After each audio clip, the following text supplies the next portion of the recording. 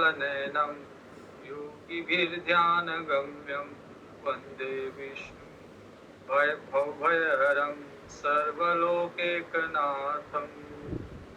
यं ब्रह्मा वरुणेन्द्ररुद्रमरुतः स्तुन्वन्ति दिव्यैस्तवे वेदे साङ्गपदक्रमोपनिषदे गायन्ति यं सामगाः ध्यानावस्थिततद्गतेन मनसा पश्यन्ति यं योगिनो यस्यान्तं न विदुषुरासुरगणा देवाय तस्मै नमः देवाय तस्मै नमः। चौथा अध्याय शुरू से करते हैं क्योंकि बीच में कुछ डिस्टर्बेंस रहा, इसलिए श्रीमद् भगवद गीता का चतुर्थ अध्याय वापस से प्रारंभ से करते हैं। अथ चतुर्थोऽध्यायः श्री भगवानुवाच इमं विवस्वते योगं प्रोक्तवानहमव्ययम् विवस्वान् मनवे प्राह मनुरिक्ष्वाकवे ब्रवीत्। भगवान बोलते हैं कि मैंने ये ज्ञान, ये भगवत गीता का ज्ञान पहले मैंने सूर्य को दिया, सूर्य ने इस ज्ञान को और मनु महाराज को दिया और मनु महाराज ने इक्ष्वाकु को, अपने पुत्र इक्ष्वाकु को दिया। तो इस तरह से राज ऋषियों की परंपरा में ये ज्ञान चला आ रहा है। एवं परंपरा प्राप्तम इमं राजर्षयो विदुः सकाले नेह महता योगो नष्टः परन्तप। तो जो भी ज्ञान एक परंपरा से मिलता है उसका विशेष महत्व होता है। जैसे यदि कल मैं बोलूं कि मेरे को ज्ञान उत्पन्न हुआ है और मैं उसका प्रवचन करने लग जाऊं, तो ये जरूरी नहीं कि मेरे में जो ज्ञान उत्पन्न हुआ है वो सही हो या वो शास्त्र के अनुकूल हो। वो जो मेरे में ज्ञान उत्पन्न हुआ है आवश्यक नहीं कि वो मोक्ष पद तक ले जाए। आज के समय में यही हो रहा, बहुत बड़ी मात्रा में ऐसा हो रहा है कि विभिन्न धर्म गुरु अपने मन मर्जी का ज्ञान दे रहे हैं। वो किसी परंपरा से नहीं, बल्कि वो उनकी इच्छा रहती है कि हम परंपरा शुरू करें। तो बहुतों ने कुछ परंपराएं शुरू भी की है और वो अपना ज्ञान दे रहे हैं, दुनिया सुन भी रही है, जिसको कहते हैं ना थोक के भाव सुन रही है। लेकिन कुछ हो सकता है उनको अच्छा भी लगता है सुन के, लेकिन उनका वो ज्ञान अंतिम लक्ष्य तक नहीं ले जाएगा, मुक्ति मार्ग तक नहीं ले जाएगा, क्योंकि वो शास्त्र के अनुकूल नहीं है, वो परंपरा से प्राप्त नहीं है। तो जो ज्ञान परंपरा से प्राप्त हो, जो कहते हैं ना टाइम टेस्टेड हो, तो परंपरा से प्राप्त होने का मतलब कि बहुत अच्छी तरह से इसका परीक्षण होता है। तो जो ज्ञान परंपरा से प्राप्त हो, उस ज्ञान, वही ज्ञान मुक्ति तक ले जाता है। बाकी लोगों, कई बार लोग ज्ञान के चक्कर में लोगों की सनक होती है, नाम नहीं लेना चाहिए, लेकिन चलिए नाम नहीं लेता हूँ। लेकिन कुछ ऐसी परंपरा चल रही है और बहुत बड़ी मात्रा में चल रही है। बहुत अपनी पुस्तकें बांटते हैं वो लोग, बहुत गीता का नाम लेके भी पुस्तकें बांटते हैं, लेकिन अगर उनको पढ़ो तो उनका ज्ञान एकदम विपरीत है। तो जो ज्ञान परंपरा, इसलिए परंपरा निष्ठ होना चाहिए कि जो परंपरा में मिल रहा है केवल उसी को अपनाना चाहिए, बाकी तो कचरा है। एवं परम, इसलिए भगवान भी कहते हैं कि ये परंपरा में प्राप्त है।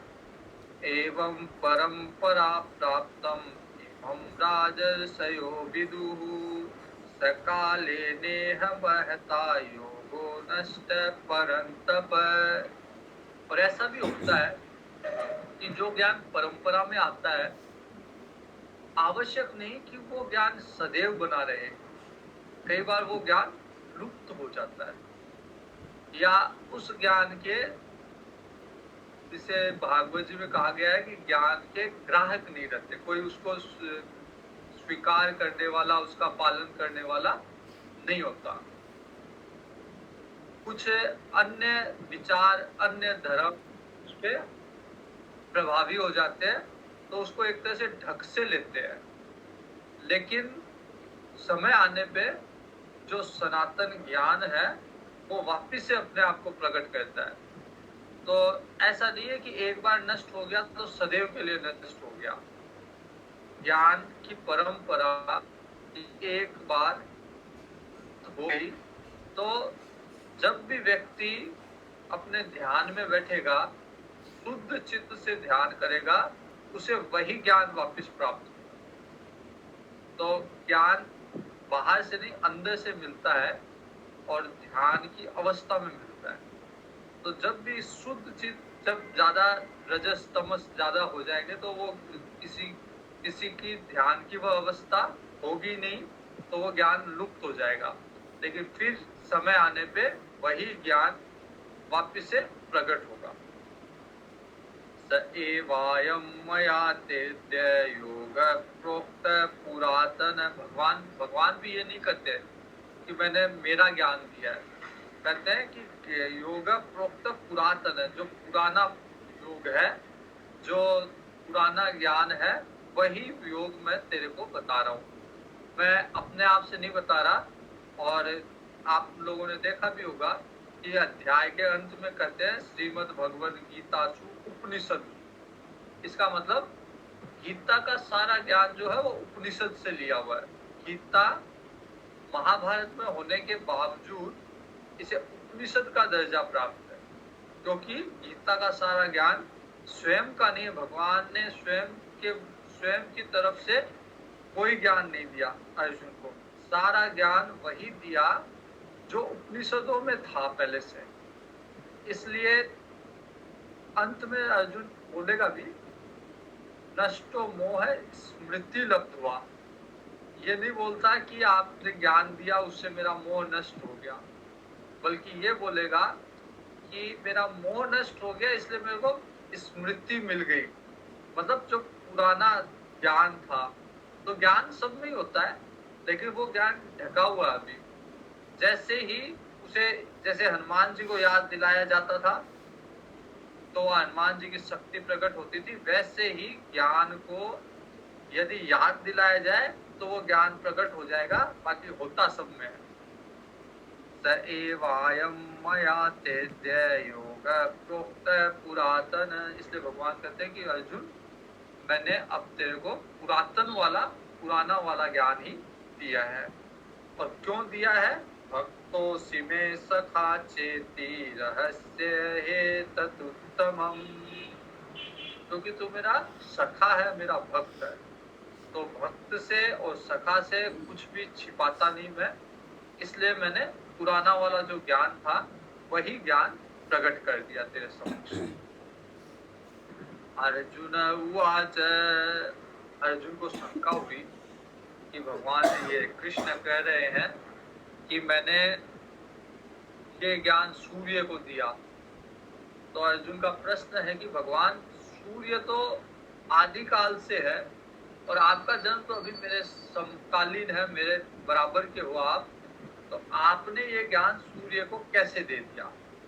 अपरम भवतो जन्म परम जन्म विवस्वतः कथम एतद् विजानीयाम त्वमादो प्रोक्तवानिति। अर्जुन कहता है कि कैसे मान लूं मैं कि आपने आदिकाल में ये ज्ञान सूर्य को दिया। भगवान कहते हैं, बहूनि मे व्यतीतानि जन्मानि तव चार्जुन तान्यहं वेद सर्वाणि न त्वं वेत्थ परन्तप। भगवान कहते हैं तेरे और मेरे बहुत जन्म हो चुके हैं, अंतर ये है तू किसी पूर्व जन्म को जानता नहीं है, मैं सारे जन्मों को जानता हूँ। तो हम लोग भी सब, केवल भगवान कृष्ण और अर्जुन ही नहीं, हम लोग सब भी आदिकाल से ही चले आ रहे हैं। आदिकाल से ही सबका अस्तित्व है, और जब तक मोक्ष पद प्राप्त नहीं कर लेंगे अस्तित्व चलता ही रहेगा। फिर अब भगवान अपने अवतार को प्रकट करते हैं कि मैं परब्रह्म परमात्मा ही हूँ जो अवतार लेके आया हुआ हूँ श्री कृष्ण के रूप में। अजोऽपि सन्वयात्मा भूतानामीश्वरोऽपि सन् प्रकृतिं स्वामधिष्ठाय संभवाम्यात्ममायया। भगवान कहते हैं कि मैं अजन्मा अविनाशी होते हुए भी, समस्त प्राणियों का ईश्वर होते हुए भी, प्रकृति को अपने अधीन करके अपनी योग माया से प्रकट होता हूँ। हम लोग प्रकृति के अधीन हैं, हम लोग गुणों में खेल रहे हैं, कोई तामसिक है, कोई राजसिक है, कोई सात्विक है। तो हम लोग को न ज्ञान है न हम लोग स्वतंत्र है, हम लोग प्रकृति के अधीन हैं। और भगवान को ज्ञान भी है, और भगवान प्रकृति के अधीन नहीं बल्कि प्रकृति को अपने अधीन कर रखा भगवान ने। हमारी इंद्रियां, हम इंद्रियों के अधीन हैं, हम मन के अधीन हैं, जैसे मन करता वैसे करते हैं। जैसे बुद्धि बिना विवेक के भी अगर संशयात्मक बुद्धि भी कुछ करती है तो उसके हिसाब से हम मन इधर उधर चला जाता है। भगवान की मन बुद्धि इंद्रियां सब नियंत्रण में है, और सब एक तरह से व्यवहार। हमारा मन कुछ करता है, बुद्धि कुछ करती है, इंद्रिया कुछ अलग ही दिशा में चली जाती है। ऐसा भगवान के साथ नहीं। और कब जन्म लेते हैं? यदा यदा ही धर्मस्य ग्लानिर्भवति भारत अभ्युत्थानम् अधर्मस्य तदात्मानं सृजाम्यहम्। भगवान कहते हैं जब जब धर्म की हानि होती है और अधर्म की वृद्धि होती है, तब तब मैं अपने रूप की रचना करता हूँ, अर्थात मैं अवतार लेता हूँ, साकार रूप में लोगों के सन्मुख प्रकट होता हूँ।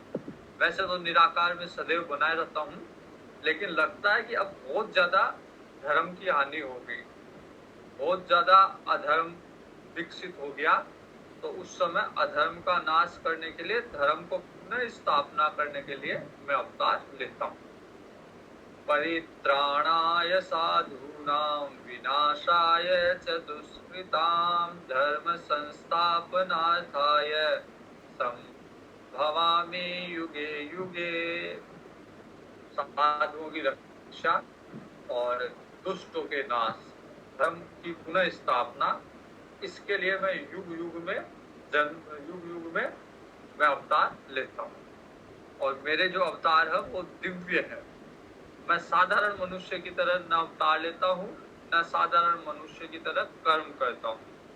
मेरे अवतार, मेरे कर्म और मेरे जन्म दोनों दिव्य है। जन्म कर्म च मे दिव्यम एवं यो वेति तत्वतः त्यक्त्वं देहं पुनर्जन्म नेति मामेति सोऽर्जुन। भगवान कहते हैं कि मेरे जन्म और मेरे कर्म दोनों दिव्य है, निर्मल है, अलौकिक है। तो पहले भी मैंने बताया कि हम जो कर्म करते हैं वो कर्म है, कर्म बंधन के अधीन है। और भगवान जो कर्म करते हैं, साधु कोई कर्म करता है वो कर्म नहीं है, क्रिया है। हमारा कर्म है एक सिद्ध पुरुष का कर्म नहीं, वो क्रिया है। और भगवान का कर्म न कर्म है न क्रिया है, बल्कि एक लीला है। तो कर्म में कर्म फल होता है, जैसा करोगे अच्छा करोगे अच्छा, बुरा करोगे बुरा। क्रिया में कोई फल नहीं होता, बस वो एक इंस्ट्रूमेंट की तरह व्यवहार करता है।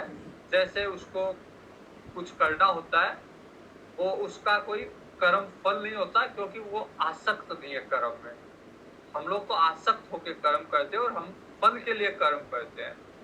भगवान फल के लिए कर्म नहीं करते, तो बिना आसक्ति के भगवान कर्म कर रहे हैं। सिद्ध पुरुष कर्म करता है और भगवान जो कर्म करते हैं वो लीला है। तो भगवान की लीला का उद्देश्य केवल इतना ही है ताकि उस लीला का गान करके भक्त अपने मन को शुद्ध करे। तो भगवान की लीला, क्योंकि भगवान प्रकट इसलिए होते हैं। दुष्टों का विनाश तो एक कहा जाता है कि एक, जैसे कई बार होता है ना कि कहीं गए हुए हैं, जैसे बाजार गए, बाजार किसी कार्य के लिए गए हुए हैं, आते हुए कुछ दूसरे काम भी कर लो थोड़े बहुत। तो वैसे ही भगवान का मुख्य उद्देश्य अवतार लेने का भक्तों को दर्शन देना,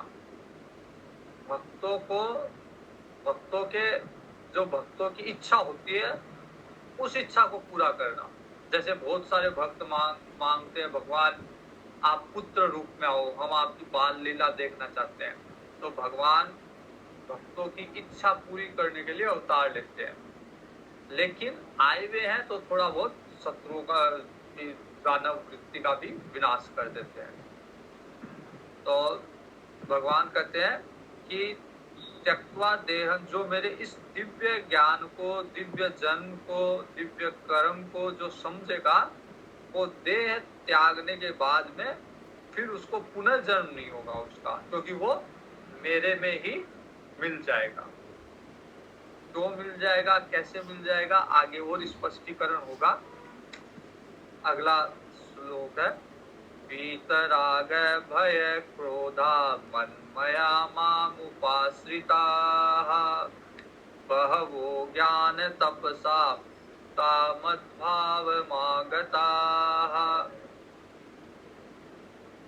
जिसके राग द्वेष मिट गए हो, राग भय और क्रोध, तो न उसमें कोई राग है, न उसमें भय है, न कोई क्रोध है। राग भय और क्रोध सर्वदा के लिए नष्ट हो गए हो और भगवान में अनन्य रूप से भगवान में स्थित है, मनमया हो गया हो, भगवान के रूप में ही रंगा गया हो। बहवो ज्ञान तपसा पूता मद्भाव मागताः। तो जिसके राग द्वेष भय क्रोध नष्ट हो गए हो और अनन्य रूप में भगवान में स्थित हो, भगवान कहते हैं ऐसे मुझ में आश्रित रहने वाले जो मेरे भक्त है, वो ज्ञान रूपी तप से पवित्र होके मेरे ही स्वरूप को प्राप्त करते हैं। तो सबसे पहली, जैसे हमने योग सूत्रों में भी देखा कि पहले कुछ अधिकारी बनने के लिए पहले उसमें आवश्यक गुण होने चाहिए। वहाँ पे अष्टांग योग में यम नियम है और यहाँ पे पहले राग द्वेष भय, इन पे कार्य करने की आवश्यकता है। इनको जब नष्ट कर लेंगे तब फिर वो ज्ञान हमारे अंदर बैठेगा और उस ज्ञान की अग्नि में, ज्ञान रूपी तप से हम हमारे सारे संस्कारों को नष्ट कर देंगे और जब संस्कार नष्ट हो जाएंगे तो फिर भगवान में ही स्थित हो जाएंगे हम। हमारे इसको विस्तार से हमने देखा था पतंजलि योग सूत्र में कि किस तरह से वृत्तियों के कारण हम हमारे स्वरूप में स्थित नहीं हो पाते। तो योग की परिभाषा ये है, चित्त वृत्ति निरोध है, और चित्त वृत्ति निरोध हो गया तो तत्स्वरूपे अवस्थान। तो जैसे ही चित्त की वृत्तियां और विशेष रूप से जो अति उद्वेलित करने वाली वृत्तियां हैं, राग है, भय है, क्रोध है, इनसे निवृत्त हो जाएंगे, तब ज्ञान की भूमिका में प्रवेश करेंगे। तब वो ज्ञान हमारे पे कुछ समझ में आने लगेगा और एक बार ज्ञान पूरी तरह समझ में आ गया तो फिर उस ज्ञान अग्नि से सारी वृत्तियां नष्ट हो जाएगी और अपने स्वरूप में, भगवान के स्वरूप में हम स्थित हो जाएंगे। ये यथा मां प्रपद्यन्ते तांस्तथैव भजाम्यहम् मम वर्तमान मम वर्तमानुवर्तन्ते मनुष्याः पार्थ सर्वशः। भगवान कहते हैं कि जो मेरे को जिस रूप में भजेगा मैं उसे उसी रूप में प्राप्त। इसकी विस्तार से चर्चा हमने कर ली थी कि जैसे मान लीजिए मंदिर में गए और वीआईपी बन के गए, वीआईपी पास लेके, वीआईपी रसीद कटा के, भगवान कहते हैं मैं भी वीआईपी बन जाऊंगा। अगर हम साथ और वीआईपी अगर भगवान बन गए तो भगवान फिर मिलते नहीं है। और कोई साधारण रूप से जा रहा है तो भगवान भी उसके लिए साधारण है, भगवान भी साधारण रूप से मिल लेंगे उससे। इसी तरह हम जिस भी भगवान की रूप की उपासना करते हैं, क्योंकि भगवान कहते हैं जिस रूप की उपासना करोगे मैं उसी रूप में प्राप्त होऊंगा। तो जैसे सरस्वती जी की उपासना करी तो विद्या मिलेगी, लक्ष्मी जी की उपासना करी धन मिलेगा, दुर्गा जी की उपासना की बल मिलेगा। तो भगवान के जिस भी स्वरूप की उपासना करोगे, राम जी की उपासना करो, राम जी जैसा चरित्र मिलेगा। तो जिस भी स्वरूप की, आनंद स्वरूप की भगवान की उपासना करोगे जीवन में आनंद ही आनंद मिलेगा। तो भगवान के जिस भी, इसलिए उपासना करने से पूर्व भली भांति इसका परीक्षण कर लेना चाहिए कि मेरी उपासना शास्त्र सम्मत है क्या, शास्त्र के अनुकूल है क्या। कई बार हम लोगों को भी कई लोग बता देते हैं कि इसको नहीं, ये उपासना छोड़ के आप वो उपासना करो।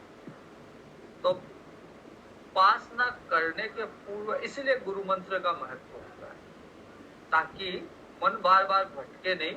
एक बार गुरु मंत्र ले लिया तो फिर वह उपासना उसमें दृढ़ रहे, और वह उपासना अपने मन से नहीं है, वो परंपरा में जो गुरु के द्वारा दी जाती है उसी उपासना को हम आगे बढ़ाते हैं।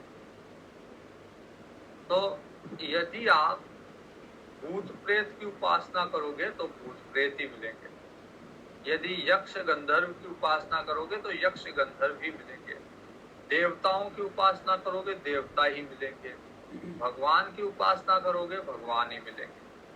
और भगवान के भी जिस स्वरूप की उपासना करोगे वैसा ही स्वरूप प्राप्त होगा, क्योंकि भगवान ने कहा है ये यथा माम प्रपद्यन्ते तांस तथैव भजाम्यहम्। भगवान के विराट स्वरूप की उपासना करोगे विराट स्वरूप के दर्शन होंगे, भगवान के अवतारी पुरुष के अवतारी शरीर की, अवतारी रूप की उपासना करोगे वैसे ही रूप के दर्शन होंगे, भगवान के निराकार स्वरूप की उपासना करोगे निराकार स्वरूप का ज्ञान होगा, बोध होगा। तो जिस तरह भगवान के जिस भी स्वरूप की उपासना की जाएगी वैसा ही प्राप्त होगा। इसलिए सावधानी से उपासना के पथ पे आगे बढ़ना चाहिए। ये हाँ, अब आगे देवताओं के संदर्भ में कहा गया है, तो मैं हालांकि इसको स्पष्ट कर चुका, फिर क्योंकि उस समय नेटवर्क की कुछ समस्या थी, वापस से इसको स्पष्ट करता हूँ। देवता और भगवान में क्या अंतर होता है इसको अच्छे से समझिए, और इसको सबसे अच्छा समझाया गया है श्रद्धेय स्वामी राम सुखदास जी के द्वारा साधक संचित। वो कहते हैं कि देवता एक दुकानदार की तरह है और भगवान एक पिता की तरह है। दुकानदार से जो मांगोगे वो उसका मूल्य दो तो वो दे देगा आपको, भगवान पिता नहीं देगा। जैसे आपने मूल्य देके दुकानदार से चक्कू खरीदा, दुकानदार मूल्य लेगा और चक्कू दे देगा, लेकिन पिता चक्कू देने के पहले ये सोचेंगे कि ये करेगा क्या इस चक्कू से, किसी की हत्या करेगा, आत्महत्या करेगा, सब्जी काटेगा, क्या करेगा इस चक्षु का करेगा क्या। वैसे ही देवताओं को तो उनका इच्छित भोग दे दीजिए और जो भी आपकी मनोकामना है वो देवता पूर्ण कर देंगे। लेकिन भगवान ऐसा नहीं करेंगे। भगवान ये देखेंगे कि आपका परम कल्याण किसमें है, अल्टीमेट गुड किसमें है। तो भगवान केवल वही आपको वही चीजें उपलब्ध कराएंगे जिससे आपका परम कल्याण, जिससे आपका अहंकार का नष्ट। जैसे गरुड़ जी के अहंकार को नष्ट करने के लिए या सती जी का अहंकार नष्ट करने के लिए पहले भगवान ने उनके हृदय में मोह उत्पन्न किया। और जब मोह था तो बड़े व्याकुल थे। मोह था तो कोई भी बोध टिक नहीं पा रहा था, कोई भी ज्ञान टिक नहीं पा रहा था। लेकिन वो मोह आवश्यक था ज्ञान देने के लिए। तो मोह के कारण फिर उनमें तड़प पैदा हुई, वो भटके और भटक के फिर वो अपने अपने गुरुओं के पास पहुंचे। कुसुम जी के पास गरुड़ जी पहुंचे और पुनः सती जी दूसरे जन्म में पार्वती जी का जन्म लेके और पुनः भगवान शिव के पास ही ज्ञान प्राप्त करने के लिए पहुंचे। तो देवता केवल आपको इच्छित भोग दे सकते हैं, आपका परम कल्याण किसमें ये देवता नहीं करेंगे। जैसे सरस्वती जी की उपासना की, सरस्वती जी ने आपको कंठ दे दिया बोलने के लिए, अच्छा स्वर दे दिया। अब उस स्वर से आप भजन गाओ या उस स्वर से आप फिल्मी गाने गाओ।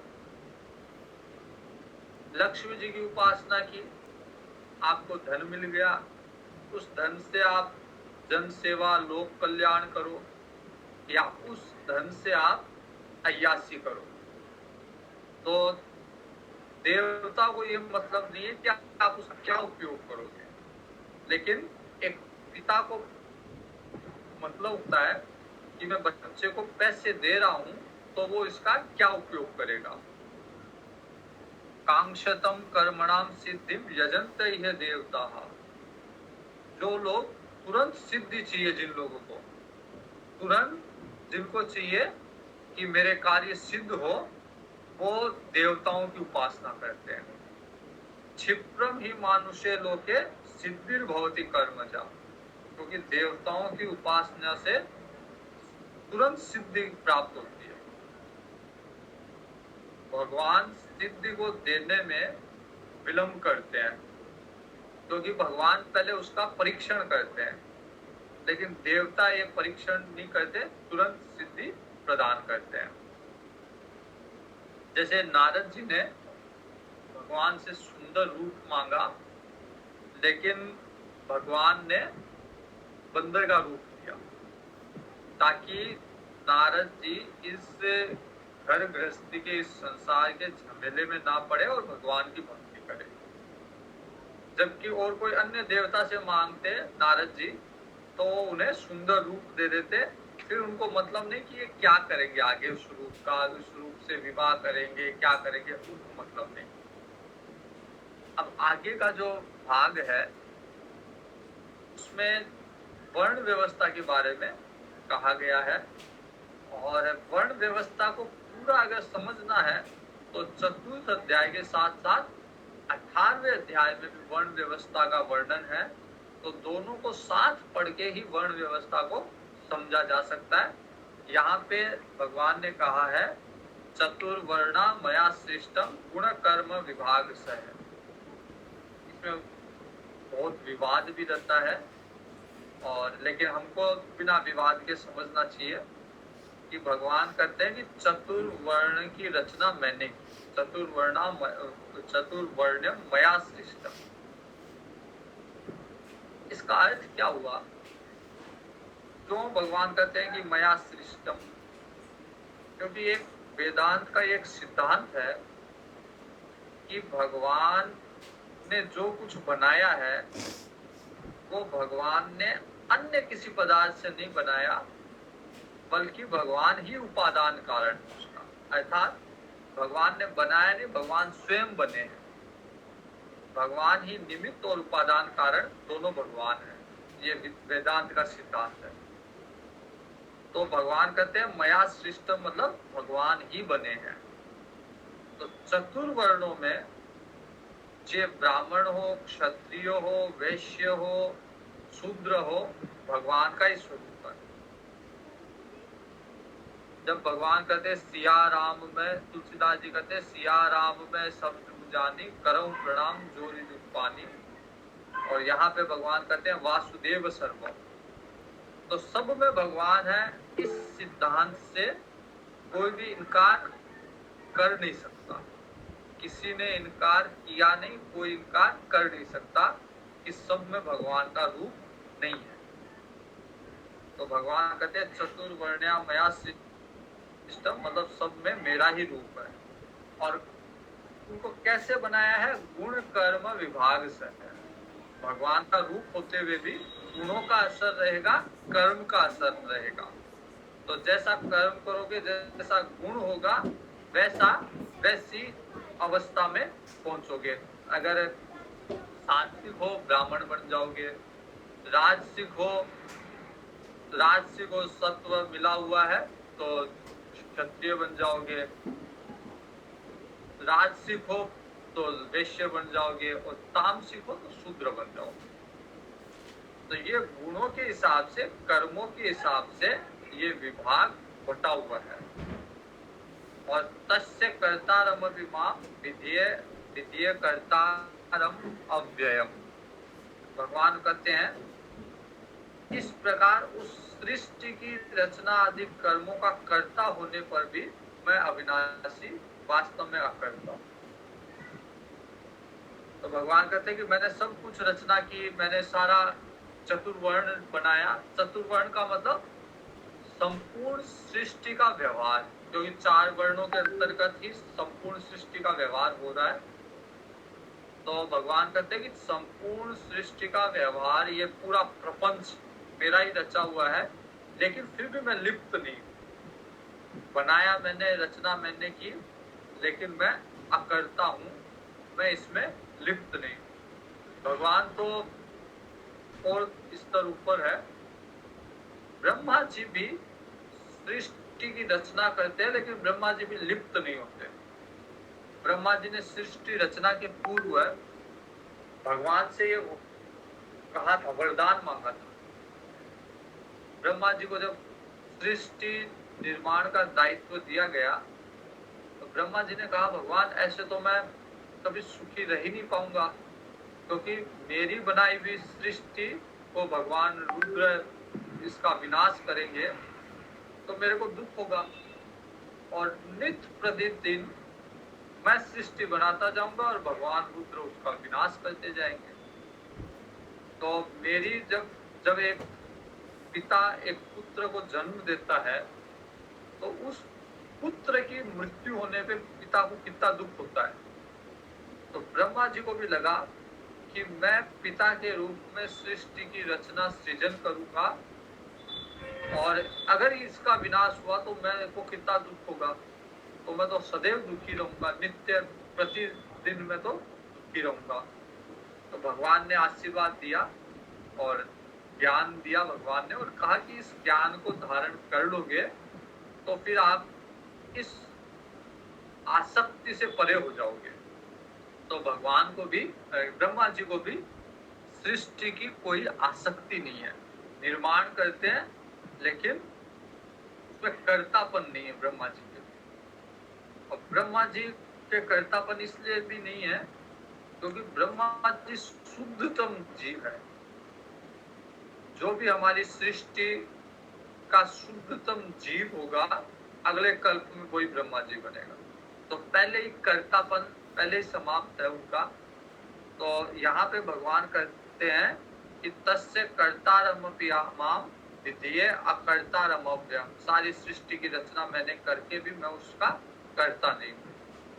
वैसे ही हमारी जो वर्ण व्यवस्था भगवान ने कही है, अगर हम उस वर्ण का कर्तव्य का पालन करते हुए भी अगर अकर्ता बने, लक्ष्य क्या है? अकर्ता बनना। तो वर्ण व्यवस्था में जो भी नियत दायित्व है, उनको करते करते भी अकर्ता का भाव आ जाए तो हमारा कल्याण हो जाएगा।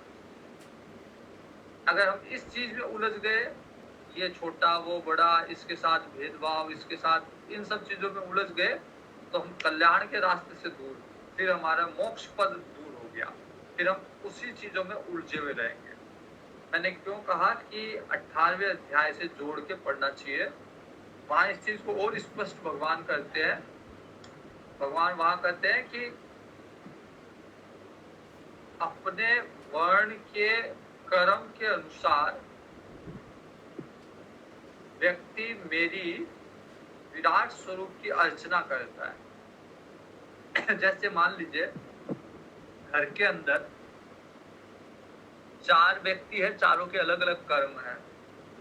घर में जो पिताजी होंगे वो कमा के लाएंगे, माताजी भोजन बनाएगी, बच्चे पढ़ने जाएंगे, छोटा मोटा कार्य करेंगे। तो जो भी कार्य कर रहा है, कोई कार्य छोटा बड़ा नहीं है, बल्कि सारे कार्य सहयोग के लिए है, परिवार का सहयोग। तो वो अपना जो भी कार्य कर रहा है, चाहे घर का कार्य कर रहा है, चाहे वो बाजार का कार्य कर रहा है, वो परिवार का सहयोग ही कर रहा है। जैसे बड़े कई आयोजन होते हैं, उनमें अगर किसी की सेवा चप्पल वाले स्टैंड पे है और किसी की सेवा मंदिर के अंदर भगवान की पूजा करने में है, दोनों के भाव यदि समान है कि मैं भगवान की ही पूजा कर रहा हूँ, भगवान का ही कार्य कर रहा हूँ, तो दोनों को फल बराबर ही मिलेगा। यदि मंदिर में पूजा करने वाले का भाव कुछ और है, पैसे के लिए पूजा कर रहा हूँ या दिखावे के लिए पूजा कर रहा हूँ या जबरदस्ती सा कर रहा हूँ, जबकि जो जूते के स्टैंड पे बैठा है वो पूर्ण भाव से बैठा है, तो उस जूते के स्टैंड पे बैठने वाले को ज्यादा लाभ होगा। वैसे ही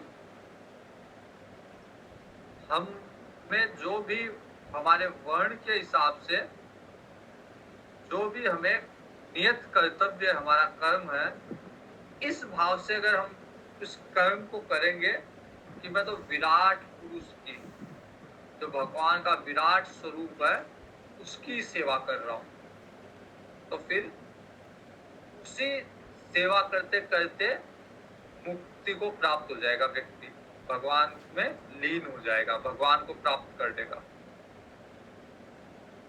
लेकिन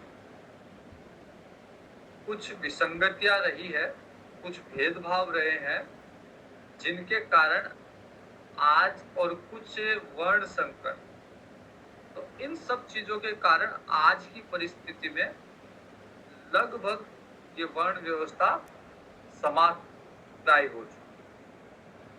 तो यहाँ पे भी कहा गया है कि कर्म और गुण के हिसाब से, तो जो भी हम कर्म कर रहे हैं, जो भी हमारी प्रकृति है, जैसे किसी बच्चे की प्रकृति है, वो आर्टिस्ट किस्म का बच्चा है, तो वो चित्र अच्छे बनाता है या वो गाना अच्छा गाता है, तो वो उसकी प्रकृति है।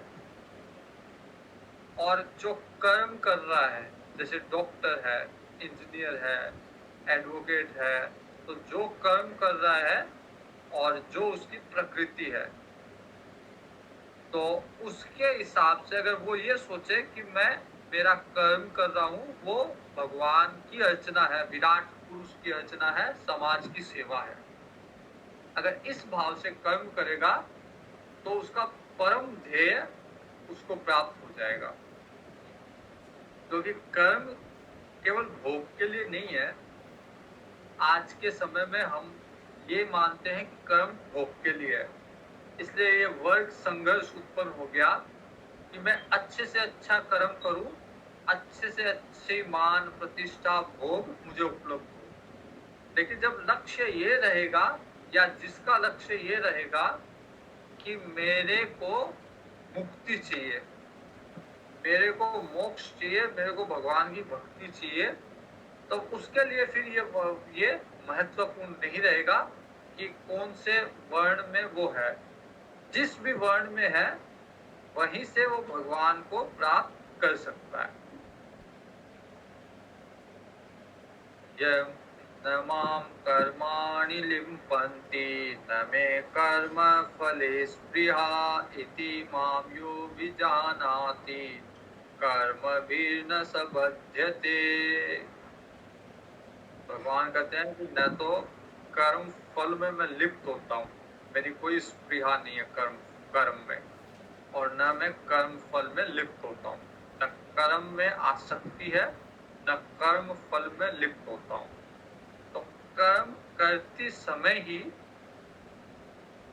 अगर स्प्रिया के बिना आसक्ति के हम कर्म करेंगे तो कर्म फल से भी अपने आप को दूर रख पाएंगे। अगर कर्म से स्पृहा हो गई, जैसे मान लीजिए कि मेरे को अच्छा लगता है कि मैं समाज सेवा करूं, तो उस कर्म से अगर मेरे को आसक्ति है तो उसके फल से भी आसक्ति हो, फिर मेरे को लगेगा कि समाज सेवा तो कर रहा हूं, लेकिन समाज सेवा के बदले में मेरे मान प्रतिष्ठा होनी चाहिए समाज में। लेकिन वही कर्म, वही समाज सेवा बिना स्पृहा के कर रहा हूं, तो फिर उसका फल में भी मेरी आसक्ति नहीं होती। फिर मेरे को कोई मान दे, अपमान करे, सम्मान दे, उसका फर्क नहीं पड़ेगा। तो भगवान कहते हैं कि इसलिए कर्म में भी मेरी कोई स्पृहा नहीं है और कर्म फल में भी मेरी कोई आसक्ति नहीं है। न माम कर्माणि लिम्पन्ति न मे कर्म फले स्पृहा। अगर इस सिद्धांत को कोई जान लेगा, इति माम यो भी जानाति कर्म भी न सबति, इस सिद्धांत को यदि कोई जान लेगा तो वो भी कर्म के बंधन में नहीं आएगा। क्योंकि उसने अगर ये जान लिया कि कर्म और कर्म फल में आसक्ति रहने से भगवान भी आसक्ति नहीं रखते और इनमें आसक्ति बंधन का कारण है, तो फिर वो बिना आसक्ति वाला कर्म करेगा और मुक्त हो जाएगा।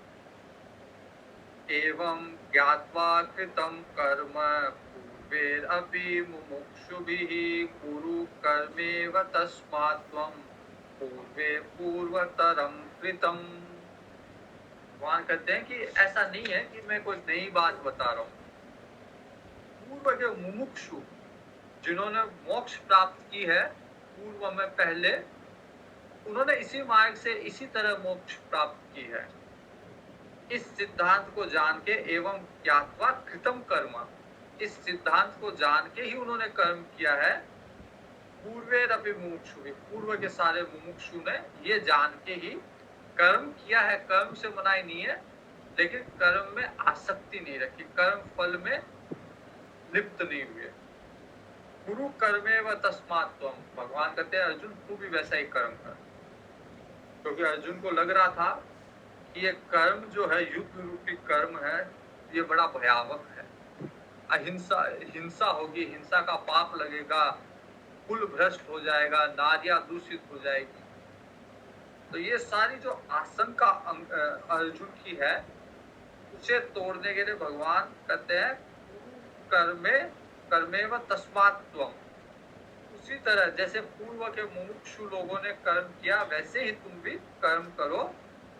पूर्वे पूर्वतरम कृतम, पूर्व और उससे भी पहले के लोगों ने ऐसे ही कर्म किया है और उससे वो मुक्त भी हुए हैं। मुमुक्षु थे और मुमुक्षु को मोक्ष भी मिला है। अब इसके लिए ये जानना आवश्यक है कि कर्म क्या है, अकर्म क्या है। तो भगवान कहते हैं किम कर्म किम कर्मेति कवयो अप्यत्र मोहिता। बड़े बड़े विद्वान भी दुविधा में पड़ जाते हैं, कर्म क्या है, अकर्म क्या है, विकर्म क्या है। तत्ते कर्म प्रवक्ष्यामि यज्ञात्वा मोक्षसे शुभात्। भगवान कहते हैं इसीलिए मैं कर्म कहूंगा तेरे को, क्योंकि कर्म को जानने पे कर्म अकर्म विकर्म इनको जानने से मोक्ष से अशुभात, अशुभ से अर्थात कर्म बंधन से मुक्त हो जाएगा। अगर तुम इसको जान लेगा कर्म क्या है अकर्म क्या है विकर्म क्या है, तो फिर कर्म बंधन में लिप्त नहीं होगा, उससे मुक्त हो जाएगा। कर्मणो ह्यपि बोद्धव्यम बोद्धव्यम च विकर्मणः अकर्मणश्च बोद्धव्यम गहना कर्मणो गतिः। तो इसलिए व्यक्ति को कर्म भी जानना चाहिए, अकर्म भी जानना चाहिए और विकर्म भी जानना चाहिए। तो विकर्म तो क्या है कि जिन कर्मों को शास्त्र करने से मना करते, निषिद्ध कर्म है, वो सारे विकर्म। और कर्म वो है कि जिसे आसक्ति से किया जाए तो वह कर्म फल को उत्पन्न करते हैं, उसे कर्म कहा गया है। और अकर्म कि बिना आसक्ति के किया जाए तो कर्म वैसे ही होगा, लेकिन उस कर्म का कोई फल नहीं होगा, तो वो कर्म फल से मुक्त होगा, इसलिए वो अकर्म है। तो भगवान कहते हैं कर्म अकर्म विकर्म तीनों जानने चाहिए। कर्मण्य अकर्मण्य कर्म यः पश्येत् अकर्मणि च कर्म यः स बुद्धिमान मनुष्येषु स युक्तः कृष्ण कर्मकृत्। भगवान कहते हैं कि जो कर्म में अकर्म और अकर्म में कर्म देखता है वही सबसे बुद्धिमान है, और वही समस्त योगियों में वास्तव में कर्म करने वाला है। अर्थात कि जो भी कर्म कर रहे हैं वो इस रूप में करे, बिना आसक्ति के करे, तो उसका कर्म ही अकर्म बन जाएगा। और अकर्म में भी आसक्ति लगा ली, अगर ऐसे कोई विषय नहीं है कि जहां आसक्ति लगाई जाए, लेकिन वहां पे भी अगर आसक्ति हो गई तो फिर वो कर्म बन जाएगा, कर्म बंधन हो जाएगा। जैसे जड़ भरत जी का उदाहरण आता है कि जड़ भरत जी परम सन्यासी, और फिर भी उन्होंने जड़ भरत जी के पूर्व अवतार में फिर भी उन्होंने एक हिरण के बच्चे को पाल लिया, और उनको पालते पालते उनमें मोह हो गया। तो वो उनका अकर्म की तरह शुरू किया था कि क्या है, अपने अगर बच्चा है अपने पास रहेगा, अपने को क्या दिक्कत है, इसको कोई संभालने वाला नहीं है, इसको भोजन मिलेगा, संरक्षण मिलेगा। तो अकर्म कर रहे थे, लेकिन आसक्ति होने से वो कर्म बन गया। और यदि हम कोई भी कर्म करें, जैसे भगवान कह रहे अर्जुन तू युद्ध कर, और उस कर्म को भी बिना आसक्ति करेंगे तो उसका कोई कर्म फल नहीं होगा। यस्य सर्वे समारंभाः कामसंकल्पवर्जिताः ज्ञानाग्निदग्धकर्माणं तमाहुः पंडितं बुधाः। जिसके सारे कर्म अर्थात शास्त्र सम्मत कर्म, जो शास्त्र करने के लिए कहते हैं, उनके सारे कर्म बिना कामना और संकल्प के हो। जैसे हम अगर भगवान की देव आराधना भी कर रहे हैं, देव पूजन भी कर रहे हैं, भगवान शिव का अभिषेक कर रहे हैं, भगवान दुर्गा जी के नवरात्रि कर रहे हैं, नवरात्रि में अर्चन पूजन कर रहे हैं, जो भी कर्म कर रहे हैं, यदि वो कर्म बिना कामना के और बिना संकल्प के हो, पूजा में जैसे संकल्प लेते हैं ना, तो यदि संकल्प लेना ही आवश्यक हो तो लोक हित का संकल्प, लोक कल्याण, लोक मंगल का संकल्प, अपने लिए कोई संकल्प नहीं। पूजा का अगर विधान ऐसा है कि संकल्प लेना है तो जन कल्याण, जन मंगल के लिए संकल्प लेना। तो अगर इस तरह से बिना कामना के, बिना संकल्प के कोई कार्य कर्म करता है तो उसके समस्त कर्म ज्ञान रूपी अग्नि में जल के भस्म हो जाएंगे। फिर उसको कर्म का फल नहीं मिलेगा, ना अच्छा ना बुरा।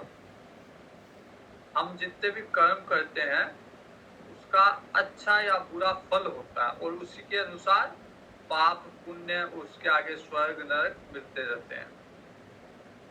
लेकिन यदि हम बिना आसक्ति के कर्म करेंगे तो हमें न अच्छा कर्म बंधन नहीं, कर्म फल नहीं मिलेगा, तो न अच्छा फल मिलेगा, न बुरा, न स्वर्ग न नरक। तो हम इन सब चीजों से ऊपर उठ जाएंगे, समता के योग में स्थापित हो जाएंगे। त्यक्त्वा कर्म फलासंगम नित्यतृप्तो निराश्रयः कर्मण्यभिप्रवृत्तोऽपि नैव किंचित् करोति सः। तो जो पुरुष समस्त कर्मों से और उनके कर्म फलों में आसक्ति से को सर्वथा त्याग दिया, जिसने, तो कर्म और कर्म फल की आसक्ति का त्यागने का मतलब है कि संसार के आश्रित नहीं है वो। क्योंकि जब हम संसार में कर्म करते हैं तो हमें फल की अपेक्षा संसार से ही होती है। तो फल और कर्म की आसक्ति नहीं है, तो अब संसार से आश्रित नहीं है वो व्यक्ति, बल्कि परमात्मा में नित्य तृप्त है, भगवान में ही नित्य तृप्त है वो। अब उसे संसार के आश्रित रहने की आवश्यकता नहीं है। जैसे हम लोग हमारे योग क्षेम के लिए संसार पे निर्भर रहते हैं, कोई मेरे को खाना देगा, कोई मेरी सेवा करेगा, इससे मेरे को सुख मिलेगा। तो ये सब कोई कोई चीज ताकि देगा, ये सब चीजें योग क्षेम जो होना है, हम आश्रित रहते संसार के। योग वहां में क्या मिलना चाहिए क्या नहीं मिलना चाहिए, भगवान कहते हैं ये सब मैं, ये सारी चिंता मैं करूंगा।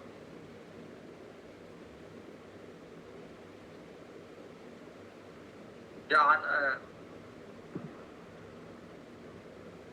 त्यक्त्वा कर्म फल संगा नित्य तृप्तो निराश्रय। तो भगवान में ऐसा व्यक्ति भगवान में तृप्त रहता है, उसको भगवान का भरोसा रहता है, और भगवान जो दे दिया उसे प्रसाद बुद्धि से स्वीकार करता है, नित्य तृप्त रहता है, और संसार के निराश्रित रहता है, संसार से के आश्रय में नहीं रहता। कर्मण्य भी प्रवृत्तो भी नेव किंचित करोति सः। ऐसा व्यक्ति यदि सारे कर्म कर रहा है लेकिन फिर भी वास्तव में उसने कुछ नहीं किया, क्योंकि उसकी कर्म में कोई आसक्ति नहीं है, लोगों के भरोसे नहीं है, केवल भगवान का के आश्रित है, तो ऐसा व्यक्ति पूरा कर्म कर भी लेगा, भगवान करे कि पूरा अर्जुन पूरा युद्ध कर ले, लेकिन फिर भी तेरे को हिंसा का पाप नहीं लगेगा, क्योंकि तू योग में स्थापित है, तू कर्म की आसक्ति में बंधा हुआ नहीं है। तो इस कर्म से उत्पन्न होने वाला पुण्य और पाप भी तेरे को नहीं लगेगा।